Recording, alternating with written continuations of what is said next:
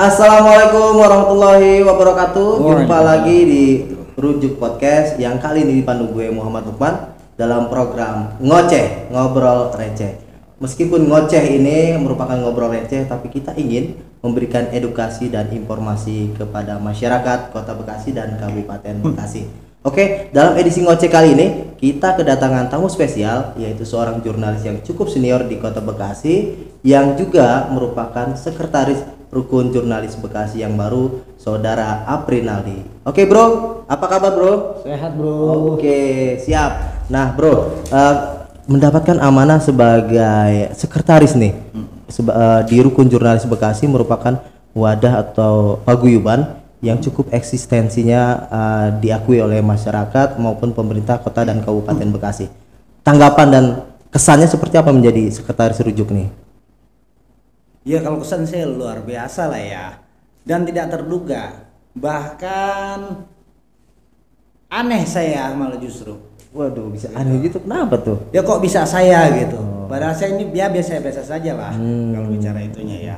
Tapi ya puji syukur, alhamdulillah ya teman-teman juga memberikan kepercayaan dan amanah itu, dan tentunya pasti akan saya jaga dengan sebaik mungkin. Oh gitu.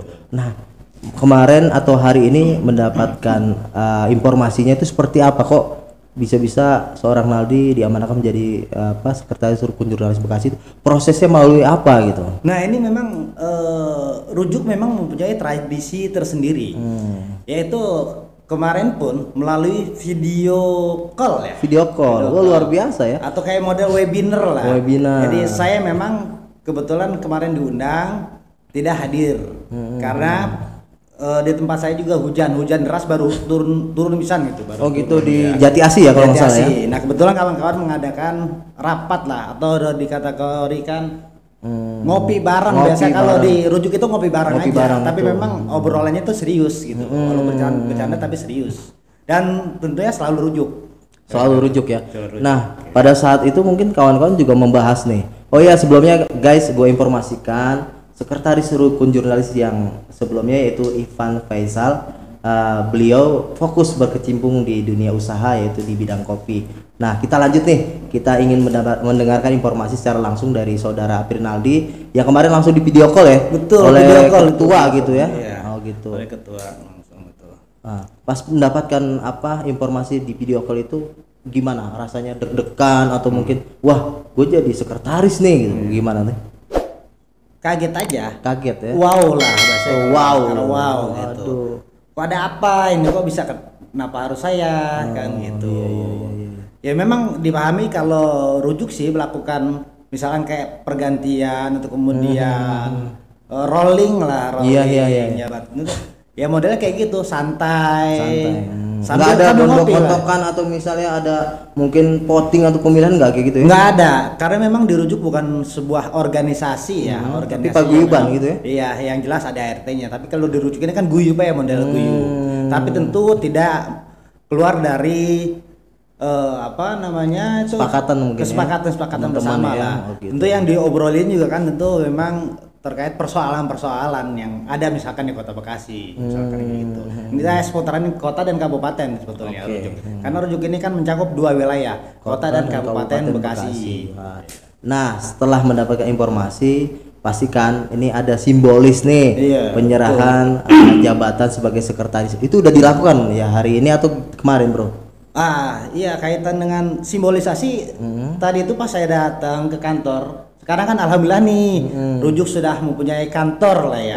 Artinya memang kumpulan atau paguyuban satu-satunya di Kota Bekasi yang mempunyai sekretariat. Alhamdulillah, puji syukur. Alhamdulillah. Itu urunan teman-teman sendiri ya? Iya betul. Oke. Nah pas tadi saya sampai di base camp, kemudian Ketua Bambang Kartono alias Tonce memberikan secangkir kopi buat saya. Itu simbolisnya tuh? Iya, saya juga pertama nggak tahu maksudnya apa ini. Oh ternyata itu adalah simbolisasi yang dijadikan sebuah tradisi di Rukun Jurnalis. Gitu. Di kopinya diminum atau dikasih lagi tuh?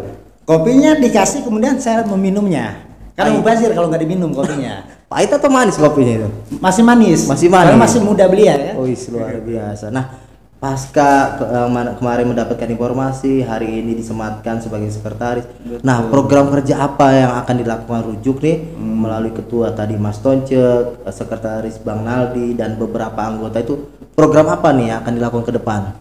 Nah, ini program ke depan langsung memang dicanangkan, bahkan memang di minggu ini pun sudah ada program. Gitu. Artinya sudah ada schedule ya, schedule untuk. Nah, apalagi kita perlukan memperkenalkan dulu di Rujuk ini sekarang punya program yang namanya podcast. Podcast ini hari ini seperti ini ya. Yang kayak gini. Jadi minggu ini tuh dari hari Kamis sampai terus Jumat, Sabtu ada yang mengisi. Oh gitu. Rutin berarti di podcast ini ya. Betul, ada kegiatan Rujuk lah yang continue. Ya memang yang mengisi itu adalah anggota DPRD Kota Bekasi. Dimulai dari ketua hingga sampai ketua komisi, ketua fraksi dan lain-lain kira-kira itu. Membahas tentang ya persoalan-persoalan yang tentunya ada di Kota Bekasi. Kota Bekasi. Gitu. Oke. Karena memang kan DPRD itu kan menjadi leading sektornya, yaitu controlling dan pengawasan ya. Oke.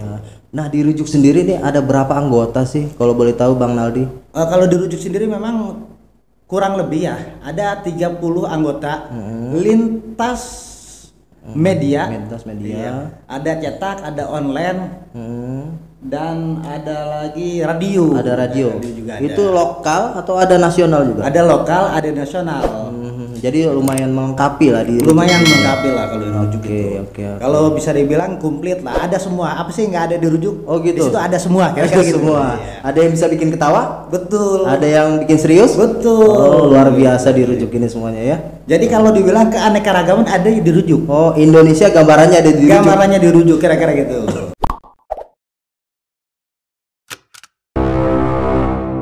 Nah, di Kota Bekasi nih kita pengen tahu nih situasi pandemi Covid ya. Nah, mungkin program apa sih yang dilakukan Rujuk nih di saat situasi pandemi Covid? Nah, alhamdulillah memang berbagai macam kegiatan telah dilakukan oleh Rujuk ya. Misalnya yang pertama saat terjadinya pandemi Covid yaitu kita melakukan penyemprotan disinfektan. Oh, luar biasa. Itu di sekolahan. Dan kemudian juga kita melakukan bakti sosial yaitu dengan konsep berbagi. Sembako. Dan memang itu semuanya adalah iuran dari para anggota yang pertama dan kemudian yang kedua iuran yang tidak mengikat. Tidak mengikat gitu. Ya. Betul. Nah, ini situasi kan masih pandemi nih. Betul. Rujuk akankah terus melakukan kegiatan-kegiatan sosial juga nih ke depan gitu? Tapi kalau bicara Rujuk sebetulnya bahkan ini yang terbaru ya. Rencana Rujuk juga akan melakukan penggalangan dana. Kebetulan hari ini luar biasa ya. Saudara kita tertimpa musibah yaitu tsunami kecil lah di Sukabumi. Kita juga akan melakukan penggalangan dana. Oh ya, kemarin ya banjir bandang ya kalau nggak salah ya. Betul itu. Dan rencananya bagaimana cara mengumpulkan donasi nih teman-teman Rujuk untuk nanti membantu saudara kita yang ada di Sukabumi seperti apa nanti mekanisme atau teknisnya gitu? Biasa yang kita lakukan kita menyebar pamflet atau replet lah gitu melalui WA grup gitu. Kita akan buat itu lah. Model flyer. Paling sebatas itu kita buatnya. Dan kemudian kalau untuk posko kan langsung posko terpusat di kantor atau sekretariat Rujuk. Nah, bagi yang mau menyumbang silakan datang. Bagi yang untuk menyumbang nih mungkin karena saudara kita yang di Sukabumi terkena banjir bandang mungkin bisa langsung datang ke sekretariat Rujuk di Jalan Prambanan Raya, Perumahan Bumi Bekasi Baru, Rawalumbu Utara. Oke, kita lanjutkan berbincang dengan saudara Naldi. Oke, Bang Naldi nih. Tadi kita berbincang mengenai Rujuk. Nah, kita pengen tahu juga sosok Naldi sendiri nih. Bang Naldi kan sudah cukup lama nih berkecimpung di dunia jurnalistik. Nah, saat ini Abang sebagai wartawan di media apa nih, Bang? Ya, kebetulan saya di media Jabar tingkatannya bukan lokal. Oh gitu. Karena saya media koran, yaitu masih satu grup Karawang Bekasi Express. Gitu. Iya, lumayan besar tuh ya. Lumayan besar lingkupnya. Wow. Gitu. Nah, kalau bicara media sekarang ada perkembangan nih. Betul. Era digitalisasi, semua serba online gitu kan. Ada pengembangan YouTube juga. Merasa tertinggal nggak sih kalau koran dengan adanya media online ini? Ya sebetulnya tertinggal nggak tetap ya karena bicara wilayah pembaca juga kategorinya kan orang-orang tua lah pasti tetap menggunakan koran dan sebagainya. Tapi memang pengaruhnya memang ada jelas, apalagi di tengah pandemi seperti ini.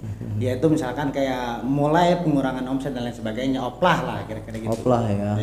Tapi tetap dari media abang mengeluarkan juga mungkin online-nya atau YouTube-nya juga gitu. Oh itu salah satu strategi sebetulnya. Ketika sekarang kita tuh menyesuaikan dengan era digitalisasi, maka kemudian KBRI pun mengeluarkan online-nya, yaitu online metro.id. Metro.id. Iya itu. Dan bahkan ditambah dengan konten-konten YouTube.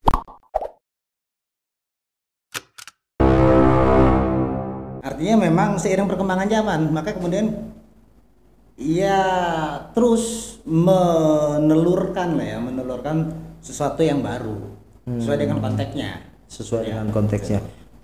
Bicara sebagai seorang jurnalis, Bang Naldi nih, kan kita tahu nih sebagai seorang jurnalis kan tantangannya cukup lumayan berat nih.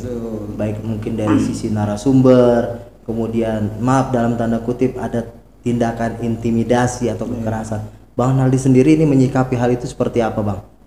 Ya, kalau mengenai persoalan kekerasan yang terjadi terhadap wartawan memang sangat dan amat kita sayangkan kalau hari ini masih sampai terjadi hal demikian. Tapi memang faktanya masih saja ada. Dan itu yang kebetulan kita mengeluh dada sebetulnya. Hari ini kita sebagai jurnalis kan memang dilindungi oleh undang-undang. Jelas itu termaktub kan gitu kira-kira, Bu.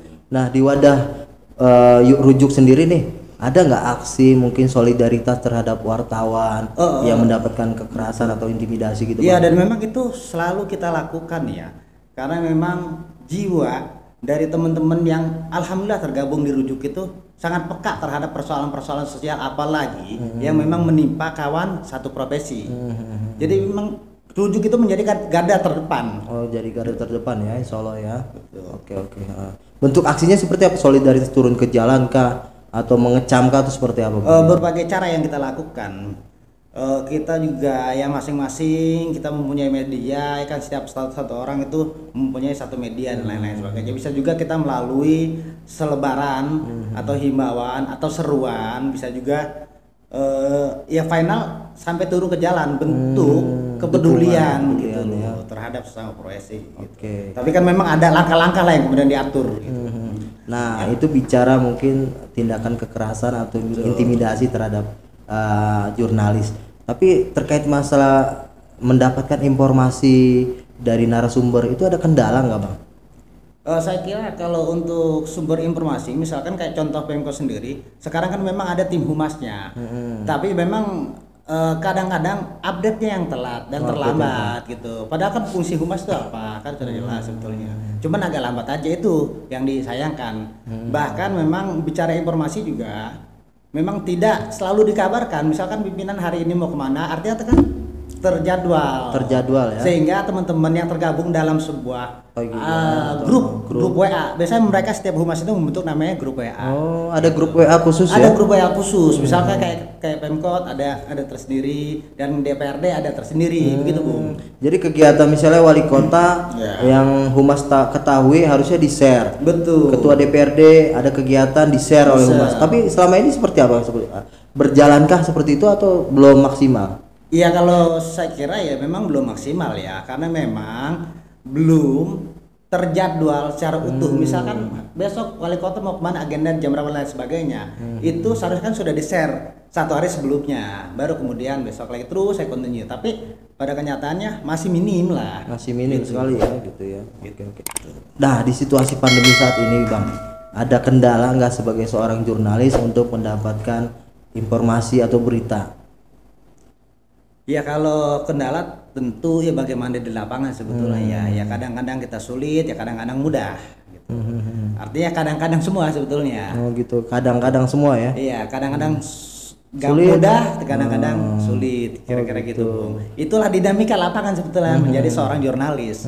Nah, kan resiko jurnalis di saat pandemi sangat beresiko sekali ya, untuk terpapar COVID. Betul. Bagaimana tips Abang Naldi agar terhindar atau mungkin tidak terpapar COVID saat melakukan wawancara itu, Bang? Betul. Ya memang dari pertama juga tentu dari masing-masing kantor berita akan dilakukan swab atau apa satu lagi itu rapid test. Biasanya dari setiap masing-masing kantor lakukan itu ya. Nah kemudian memang ditugaskan untuk turun lapangan. Nah tentu turun lapangan pun selalu memakai atau sesuai dengan anjuran protokol kesehatan kira-kira gitu untuk menghindari itu semua. Oke. Artinya sesuatu hal yang tidak mungkin kan terjadi. Gitu. Nah lanjut lagi nih Bang, mengenai pandemi COVID ini Bang. Kita tahu nih peran jurnalis sangat penting sekali menginformasikan atau mengedukasikan kepada masyarakat. Terlebih mungkin kesadaran masyarakat terkait bahaya COVID ini belum begitu maksimal atau belum begitu memahami betul nih. Betul. Mungkin saran Abang atau mungkin apa pendapat Abang agar masyarakat lebih peduli lagi terhadap bahaya COVID ini Bang?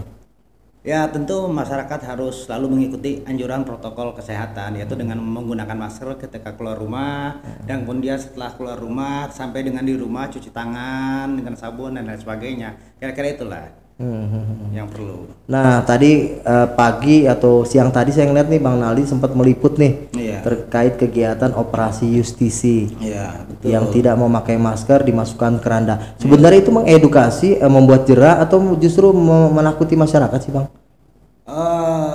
Sisi positif negatif tentu selalu ada lah ya. Tapi paling tidak kita hari ini kita melihat bagaimana kemudian mengunggah kesadaran dari masyarakat itu dengan adanya keranda itu kan mengingatkan kita untuk kematian, kira-kira gitu. Jadi karena supaya tidak efek jerah lah, efek jerah. Bagaimana kemudian masyarakat itu ya tidak berani ketika keluar tanpa pakai masker gitu. Jadi sisi positifnya masyarakat itu takut atau khawatir ya dengan simbol tadi keranda itu akan kematian gitu ya. Karena memang ini kan bicara pandemi COVID ini memang sesuatu yang tidak kelihatan. Itu persoalannya. Mungkin kalau kelihatan berbeda konteksnya ya gitu. Bicara hal lain nih Bang. Kalau mengenai sebagai jurnalis sekarang kan mudah banget mendirikan media online terutama Bang ya. Tapi tidak jarang nih wartawan-wartawan yang baru muncul itu sudah paham betul terkait etika ataupun kejurnalistikan gitu. Bang Naldi sendiri kan sudah memiliki sertifikat ya dari Dewan Pers kalau nggak salah ya. Alhamdulillah sudah itu. Itu bagaimana Bang tanggapan Abang sebagai wartawan yang mungkin sudah mendapatkan sertifikat terhadap wartawan-wartawan baru nih Bang? Biasanya sih tradisinya kalau di Kota Bekasi ya ketika ada wartawan baru tentu akan menginduk dulu ke wartawan yang sudah lama. Karena memang wartawan baru tentu tidak tahu Medan dan tidak tahu wilayah dan daerah. Nah pasti akan ikut dulu dengan wartawan yang sudah lama. Nah dari situ kemudian kan dia juga bisa tahu wilayah tentunya. Kalau bicara dunia tulis menulis hal yang berbeda, hal lain lagi tentunya. Kalau tadi misalkan persoalannya adalah kujuk-kujuk lah, anggaplah wartawan yang kujuk-kujuk itu saya kira sangat berbahaya ya. Sangat berbahaya kenapa? Karena ini kaitan dengan profesi ya. Profesi kewartawan yang memang jelas dan kita juga di situ dilakukan misalkan pelatihan sebelum kita menjadi seorang wartawan kan gitu. Idealnya seperti itu ya. Sebelum terjun sebagai jurnalis. Ada tahapan sebenarnya. Gitu. Misalkan contoh orang yang mau kerja, tentu kan magang dulu dia, namanya CR gitu. Yang nggak langsung kemudian pakai kode nama, tapi CR dulu. Gitu. Artinya kan dari masing-masing perusahaan itu yang kemudian mendidik lah ya. Karena memang ada redaktur, ada pimret. Mereka lah tugasnya dari masing-masing kantor. Gitu. Kembali ke Rujuk nih Bang. Sebagai wadah organisasi, Rujuk ini berperan mungkin mengedukasi masyarakat dan tetap bersinergi dengan stakeholder. Nah, sejauh ini sinergisitas antara Rujuk dengan stakeholder lain baik dari pemerintah kota, DPRD maupun kepolisian atau TNI maupun kejaksaan itu seperti apa Bang? Saya kira kalau untuk Rujuk ya hampir memang semua lini ya. Semua lini memang bermitra dengan Rujuk gitu loh. Artinya memang Rujuk ini tergolong ya paling eksis lah dibandingkan yang lain, mohon maaf kan gitu. Memang seperti itu kondisinya, karena memang Rujuk gitu kan selalu mengadakan kegiatan bulanan yaitu dengan mengadakan diskusi tentu topiknya yang memang topik yang menarik gitu loh, yang kalau dibilang news hari ini kekinian gitu. Ya kekinian lah gitu. Jadi yang selalu menghangatkan suasana Kota Bekasi gitu kira-kira Bu. Rujuk sendiri pernah nggak sih mengalami mungkin ya sebagai wadah organisasi mendapatkan atau cemoohan atau mungkin dijauhi dari pejabat gitu karena mungkin saking kritisnya gitu Bang? Kalau menurut penuturan dari teman-teman sih ada juga, ada beberapa gitu loh. Dan itu sampai ya luar biasa lah, sampai kemudian pejabat juga tidak mau kenal dengan orang itu karena mungkin terlalu kritis atau apa. Bahkan sampai di situ juga ada. Oh gitu. Jadi rujuk ini tetap artinya mengedepankan informasi kepada masyarakat walaupun tadi kedekatan dengan pejabat tidak terlalu menjadi mengikat gitu ya Bang. Tidak menjadi persoalan walaupun kita dekat, tapi kemudian kebijakan yang dilakukan itu tumbang tindih, maka rujuk wajib hukumnya mengkritisi itu. Karena ini adalah yang dikritisi adalah persoalan program instansi yang dilakukan. Kalau memang tidak benar, ya maka lanjut dikritik terus gitu hingga kemudian benar. Gitu. Kita penyajian informasi itu kan harus jelas juga, by data tentunya, enggak sekonyong-konyong, itu akan berbahaya. Pernah nggak misalnya mendiskusikan satu tema nih, baik itu dengan pemerintah kota, DPRD atau kepolisian atau ke TNI, sampai-sampai mungkin narasumber nggak hadir gitu Bang, karena mungkin temanya kritis banget gitu Bang? Kalau itu sebetulnya apa ya? Sering kali terjadi ya. Ketika rujuk mengadakan diskusi itu setiap bulanan atau berapa minggu sekali.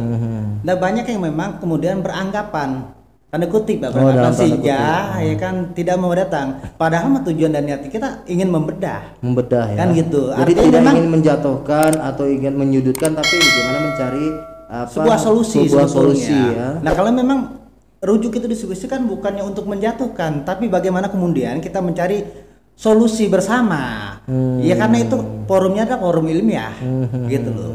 Forum ilmiah bukan memang forum, mohon maaf, anggaplah titipan misalkan. Dan alhamdulillah sampai sejauh ini rujuk tetap berdiri tegak di koridor itu ya. Betul. Oke. Itulah yang kemudian membedakan kita dengan yang lain saja, gitu. Nah dari beberapa anggota rujuk tadi yang jumlahnya hampir 30 Bang, pernah nggak sih dalam satu kegiatan atau meluncurkan program itu berbeda pandangan gitu Bang? Oh selalu kalau itu. Selalu ya? Ya namanya setiap kepala pastinya tentu beda pemikiran. Itulah memang yang selalu terjadi dinamika lah dalam sebuah perkumpulan, hal biasa lah. Malah justru itu yang kemudian menguatkan teman-teman rujuk. Ketika kita ada persoalan satu sama lain, maka kemudian kan kita mampu untuk berpikir bagaimana cara menyelesaikan persoalan itu. Artinya malah justru semakin mendewasakan kawan-kawan rujuk yang tergabung dalam rujuk. Gitu. Nah tadi menarik mengenai diskusi Bang. Ini kan situasi pandemi, masih tetap berlangsungkah diskusi atau diganti melalui kegiatan podcast seperti ini? Iya. Atau seperti apa Bang nanti? Ya kalau untuk diskusi memang sampai hari ini kayaknya kita belum ya, karena memang masih mengikuti protokol kesehatan. Ya malah justru sekarang kita beralih dengan mengadakan podcast ini, program podcast ini. Ya, ini juga sebetulnya salah satu jembatan juga, pengganti lah kalau saya mau katakan pengganti dari diskusi yang biasa dilakukan.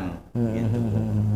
Terakhir nih Bang, mungkin pesan Abang sebagai sekretaris rujuk yang baru kepada anggota rujuk maupun kepada pemerintah kota atau stakeholder lainnya agar situasi pandemi COVID ini segera berlalu dan sinergi antara media dengan stakeholder lainnya berjalan baik, tapi tidak melupakan fungsi jurnalis untuk mengkontrol juga gitu Bang.